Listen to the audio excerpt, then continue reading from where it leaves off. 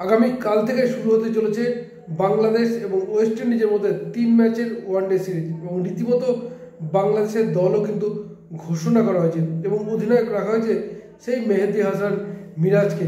এখন প্রশ্ন হচ্ছে বাংলাদেশ দল কি ঘুরে দাঁড়াতে পারবে, যেখানে এশিয়া কাপের ব্যর্থতা, এরপর আফগানিস্তানের সঙ্গে টি-20 সিরিজে 3-0 জিতলেও ওয়ানডে সিরিজে 3-0 হার, ফলে একটা কিন্তু প্রশ্নচিহ্ন থেকেই যাচ্ছে। আর এবারে সেই ওয়ানডে সিরিজে নামতে চলেছে এবং প্রথম ওয়ানডে খেলা হবে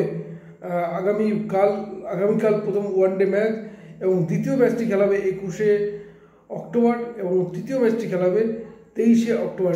ইতিমধ্যে বাংলাদেশের দল ঘোষণা করা হচ্ছে এবং মেহেদী হাসান মিরাজের নেতৃত্বে এই দল সাফল্য পায় কিনা এটাই দেখার। কিন্তু বলে রাখা অত্যন্ত প্রয়োজন যে আফগানিস্তানের বিরুদ্ধে ওয়ানডে সিরিজের দলে কিন্তু ডাক পেয়েছিলেন অভিজ্ঞ ওপেনার সৌম্য সরকার।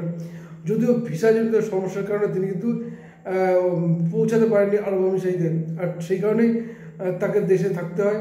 কিন্তু এবার সেই ওয়েস্ট ইন্ডিজের বিরুদ্ধে দলে কিন্তু ডাক পেয়েছেন এবং মনে করা হচ্ছে তিনি হয়তো খেলার সুযোগ পেতে পারেন। কিন্তু প্রশ্ন হচ্ছে বাংলাদেশ দল কীরকম পারফর্ম করবে। সে আফগানিস্তানের সঙ্গে যেহেতু 3-0 পরাজয়, সুতরাং একটা আশঙ্কা থেকেই যাচ্ছে। দলের নিয়মিত অধিনায়ক লিটন দাস দলে নেই, চোটজনিত কারণে দলকে নেতৃত্ব দেবেন মেহেদী হাসান মিরাজ। এখন দেখার বিষয় এই 3 ম্যাচের ওয়ানডে সিরিজ, যেখানে আগামীকাল খেলা হতে চলে প্রথম ওয়ানডে, দ্বিতীয় ওয়ানডে 21শে অক্টোবর এবং তৃতীয় ওয়ানডে 23শে অক্টোবর। এখন দেখার বিষয় এই 3 ওয়ানডেতে আফ্রিকাকে হারিয়ে ওয়েস্ট ইন্ডিজকে হারিয়ে নিজেদের জয়ের খাতা খুলতে পারে কিনা বাংলাদেশ, সেদিকেও নজর থাকবে।